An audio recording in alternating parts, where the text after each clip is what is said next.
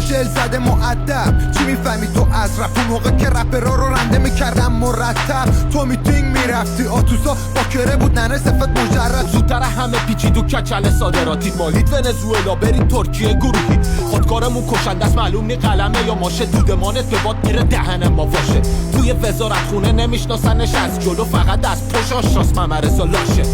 مدرسه نی که بخوای اجازه بگیری اونام اجازه بدن که ما اجازه نمیدیم. رفارسی مال ماست شما اجاره نشینین با روی سیاه پی سیم کارت و نقاب سفیدین. دستمال به دستن همه همکارات الان دیگه هم افتخار عموتی هم بابا. تخم کم با دوزیل دولایه میشی واسه بوسی سراب تو شل کرد ریخ پشمای فردوسی. قلم تو دست فدایی یعنی جام جمشید میوزه تو گوشت بیتا مثل باد وحشی. اگه ناراحت نمیشید گیرم تو کل نسل چور. وقتی رپ میکنید من میافتم یاد سندی. کج بود فک خلوت زخم کرد ولی با دهن گشاد خوب میخوره چرسی. اجازه میگیرم پگی به پوشن موقع پخش. جی جی گرد لقمه خیرات میکنه نظری. رپ نیست تعزیه میخونن توش گم وز. دوست داشت مدا بشه دورچی با دارچین یا علی مینویسه رو شل زرد. اینا در کون نظام تکون میخورن مثل دم سگ. رپ پرس قلم رومه تو نگاه تنفره یارو حول عبد به تولدش فقط پی جلب توجهه. میخواد اسمش باشه تو شعرهای فدایی خیلی بالا سطح توقعش.